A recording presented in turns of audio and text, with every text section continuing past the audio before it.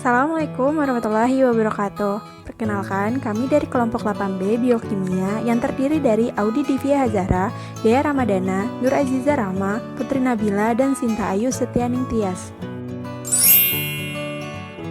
Di sini, kami akan menjelaskan tentang air, vitamin, dan mineral.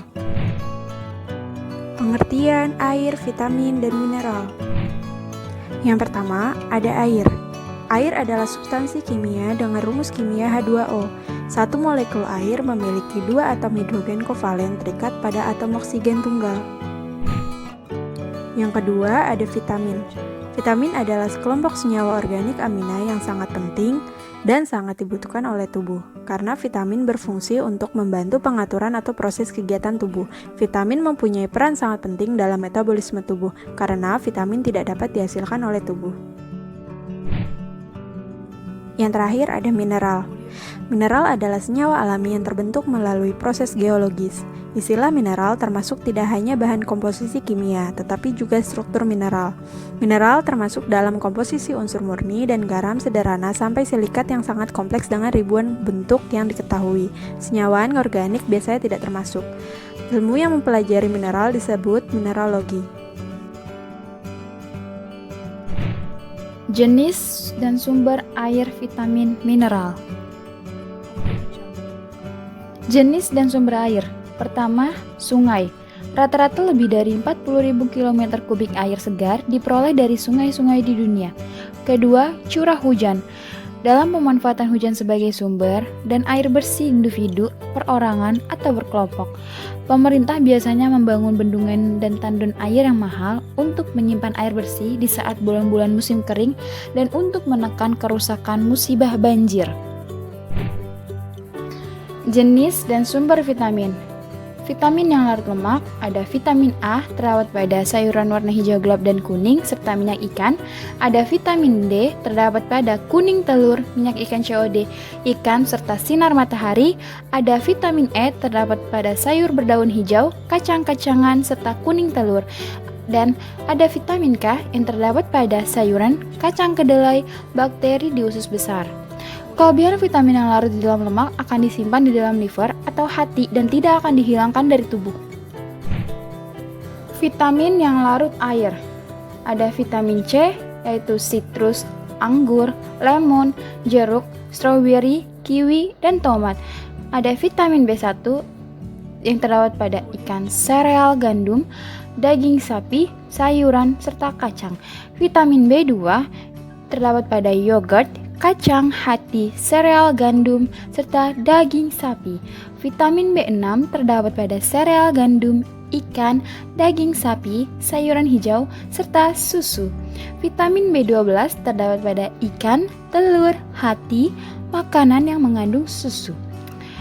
Vitamin yang larut di dalam air, kelebihannya adalah dikeluarkan melalui urin dan keringat. Jenis dan sumber mineral. Pertama, kalsium yang terdapat pada susu, jus jeruk, sayuran berdaun hijau. Kedua, ada kromium yang terdapat pada keju, gandum, daging, serta kacang-kacangan. Ketiga, ada tembaga yang terdapat pada kacang-kacangan, kacang kering, tiram, serta kakao. Yang keempat, ada fluorida yang terdapat pada air Florida serta pasta gigi. Yang kelima, ada yodium yang terdapat pada makanan laut serta garam. Yang keenam, ada besi yang terdapat pada daging, ikan, unggas, kacang-kacangan, serta biji-bijian. Yang ketujuh, ada magnesium yang terdapat pada kacang-kacangan, sayuran hijau, biji-bijian. Yang ke-8 ada molybdenum yang terdapat pada daging, gandum, serta kacang polong. Yang ke-9 ada fosfor yang terdapat pada daging, unggas, telur, susu, ikan, serta kacang-kacangan. Yang ke-10 ada selenium yang terdapat pada makanan laut, daging tanpa lemak, bawang putih, ayam, dan telur. Yang ke-11 ada seng yang terdapat pada daging, telur, seafood, dan biji-bijian. Yang ke-12 ada kalium yang terdapat pada sayuran serta buah-buahan. Yang ke-13 ada natrium yang hanya terdapat pada garam. Fungsi air, vitamin, dan mineral. Vitamin berfungsi sebagai zat untuk mempercepat proses penyembuhan penyakit serta menjaga kebugaran tubuh dan memperlambat proses penuaan. Air berfungsi sebagai pelarut, alat transportasi zat gizi, bantalan sistem syaraf, menjalankan fungsi pencernaan, sirkulasi darah, menjaga suhu tubuh, penyerapan nutrisi, dan berperan dalam berbagai reaksi kimia dalam tubuh. Mineral berfungsi sebagai zat pembangun sel yang rusak. Proses pencernaan vitamin, air, dan mineral. Yang pertama ada vitamin. Vitamin diserap oleh usus dengan proses dan mekanisme yang berbeda. Terdapat perbedaan prinsip proses penyerapan antara vitamin larut lemak dan vitamin larut air. Vitamin larut lemak akan diserap secara difusi pasif dan kemudian di dalam dinding usus digabungkan dengan kilomikron atau lipoprotein yang kemudian diserap sistem limfak, kemudian bergabung dengan saluran darah untuk ditransportasikan ke hati. Sedangkan vitamin larut air langsung diserap melalui saluran darah dan ditransportasikan ke hati. Yang kedua ada mineral. Mineral jelas diperlukan untuk kesehatan, tetapi sebagian juga cukup beracun ketika hadir di lebih tinggi dari konsentrasi normal. Tubuh sering mengontrol penyerapan mineral ke dalam dinding usus masuk ke sirkulasi darah. Hal ini dilakukan untuk memungkinkan peningkatan penyerapan pada saat kekurangan atau kebutuhan yang lebih besar, tetapi juga untuk membatasi penyerapan untuk mencegah overloading tubuh dengan mineral yang dapat menjadi racun atau mungkin mengganggu konsentrasi darah. Yang ketiga ada air. Proses pencernaan air dalam tubuh terdiri dari 3 proses. Yang pertama diserap, yang kedua disalurkan, dan yang ketiga diperbarui. Saat air masuk dalam pencernaan, air akan melewati pembuluh kapiler dan masuk ke sel-sel darah. Berdasarkan penelitian yang dilakukan oleh Profesor Francois Peronet dari Universitas Montreal, Kanada, menemukan bahwa air yang diminum akan masuk ke dalam sel dalam waktu 5 menit. Proses metabolisme vitamin, air, dan mineral. Vitamin. Berdasarkan kelarutannya, vitamin digolongkan dalam 2 kelompok, yaitu vitamin yang larut dalam lemak dan vitamin yang larut dalam air. Vitamin yang larut dalam lemak, jika berlebihan, tidak dikeluarkan oleh tubuh, melainkan akan disimpan. Sebaliknya, vitamin yang larut dalam air, yaitu vitamin B kompleks dan C, tidak disimpan, melainkan akan dikeluarkan oleh sistem pembuangan tubuh. Akibatnya, selalu dibutuhkan asupan vitamin tersebut tiap hari. Vitamin alami bisa didapat dari sayur, buah, dan produk hewani. Seringkali vitamin yang terkandung dalam makanan atau minuman tidak berada dalam keadaan bebas, melainkan terikat, baik secara fisik maupun kimia. Proses pencernaan makanan, baik di dalam lambung maupun usus halus, akan membantu melepaskan vitamin dari makanan agar dapat diserap oleh usus. Vitamin larut lemak diserap dalam usus bersama dengan lemak yang dikonsumsi. Mineral. Yang dimaksud dengan mineral dalam bidang ilmu biokimia ialah semua unsur kimia yang terdapat di dalam jaringan hidup kecuali karbon, hidrogen, oksigen, dan nitrogen. Mineral yang terdapat dalam makanan bukan dalam bentuk radikal molekul seperti terdapat pada metabolisme protein, karbohidrat, dan lipid.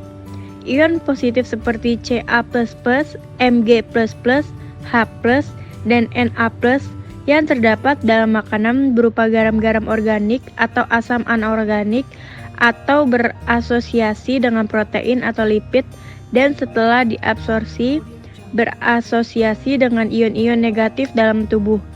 Meskipun mineral merupakan bagian kecil dari total jaringan badan, tapi sangat esensial atau banyak proses vital. Banyaknya sekisar antara 2% sampai 0,0004%. 1. Fosfor. Fosfor diserap di bagian belakang usus halus. Fosfatase anorganik diekskresi melalui urin dan feses, tergantung faktor yang mempengaruhi absorpsinya melalui usus. Fosfat anorganik urin berasal terutama dari plasma darah. Meskipun bisa juga berasal dari hidrolisa fosforik asid oleh aktivitas fosforilase dalam ginjal. 2. Magnesium. Absorpsi Mg terdapat dalam usus halus dan sedikit, tidak dalam usus besar. Absorpsi ini tidak tergantung dari adanya Mg dalam badan.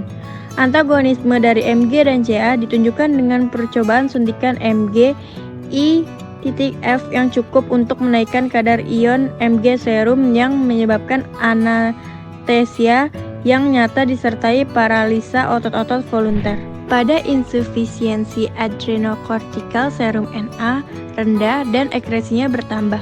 Pada penyakit ginjal yang kronis akan terjadi gangguan reabsorpsi Na dan hilangnya Na untuk membubarkan asam. Kalau banyak berkeringat, maka Na banyak hilang melalui keringat akibat kram otot, ekstreminta, dan abdomen, sakit kepala, dan diare. Hewan yang makan 7% NaCl atau lebih akan mengalami sindroma dengan gejala-gejala pedema dan hipertensi, anemesis, lipomis, hipoproteinemia, dan akhirnya hewan mati. Air adalah molekul polar dengan momen dipol listrik. Air juga dapat membentuk dalam jumlah yang besar ikatan hidrogen antara molekul 4 untuk molekul ukurannya. Jumlah air dalam tubuh berkurang dan bertambah karena faktor usia dan lipid. Jika cairan tubuh berkurang, maka akan mengakibatkan diare dan muntah. Sebaliknya, jika cairan tubuh bertambah, maka akan dipasang infus. Bila temperatur naik sebesar 1 derajat Celcius, cairan akan keluar melalui keringat sebesar 13%. Cara penghitungan kebutuhan vitamin, air, mineral. Sebelumnya, perhatikan cara menentukan jumlah gram karbohidrat, protein, dan lemak dengan menggunakan ketentuan para pakar gizi. Pertama, 1 gram karbohidrat menghasilkan 4 kilokalori. Jadi, jika ada 1625 kilokalori dari sumber karbohidrat, maka menghasilkan 1625 dibagi 4 sama dengan 406 gram karbohidrat. Yang kedua, 1 gram protein menghasilkan 4 kilokalori. Jadi, jika ada 375 kilokalori dari sumber protein, maka akan menghasilkan 375 dibagi 4 sama dengan 94 gram protein. 1 gram lemak menghasilkan 9 kilokalori. Jadi jika ada 500 kilokalori dari sumber lemak, maka menghasilkan 500 per 9 sama dengan 56 gram lemak. Air 400 gram Kh per 100 dikali 600 cc air sama dengan 244 cc air. 94 gram protein per 100 dikali 40 cc air sama dengan 45 cc air. 56 gram lemak per 100 dikali 110 cc air sama dengan 61 cc air. Jadi jumlahnya itu ada 342 cc air. Jumlah 342 cc air ini merupakan hasil dari metabolisme atau secara metabolik diistilahkan dengan air oksidasi. Jumlahnya kurang lebih 15% dari total kebutuhan air tubuh per sehari. Sisanya 85% didapatkan dari makanan padat atau air, 35% dan minuman 50% yang kita konsumsi sehari-hari. Jadi, kalau 15% sama dengan 342 cc air, maka 85% sama dengan 1938 cc air. Jumlah totalnya kebutuhan tubuh akan air per harinya adalah 342 cc plus 1938 cc, sama dengan 2280 cc air atau sekitar 2,3 liter. Jumlah ini adalah kebutuhan minimum untuk tidak menimbulkan gejala kekurangan untuk memperoleh kesehatan yang sebaik-baiknya. Anda bisa saja tambahkan 10%. Vitamin dan mineral. Vitamin dan mineral termasuk ke dalam gizi mikro. Kebutuhan gizi mikro tidak bisa diperkirakan melalui rumus seperti halnya kebutuhan gizi makro, melainkan cukup dilihat berdasarkan kecukupannya saja. Karena jumlah zat gizi mikro sangat kecil, jenisnya banyak, dan biasanya kebutuhannya relatif sama untuk masing-masing kelompok umur. Kebutuhan zat gizi mikro dapat dilihat pada angka kecukupan gizi atau AKG Indonesia tahun 2013 yang dikeluarkan oleh Kemenkes RI. Angka kecukupan gizi adalah kecukupan rata-rata zat gizi sehari bagi hampir semua orang sehat di suatu negara. Itu artinya, AKG ini digunakan sebagai patokan rata-rata zat gizi yang diperlukan oleh sekelompok orang, bukan menggambarkan beberapa kebutuhan gizi satu individu tertentu saja. Angka kecukupan gizi akan sama dalam satu golongan usia. Namun, angka kebutuhan gizi akan selalu berbeda-beda untuk setiap individu. Sekian penjelasan dari kami. Tetap semangat dan jaga kesehatan ya. Wassalamualaikum warahmatullahi wabarakatuh.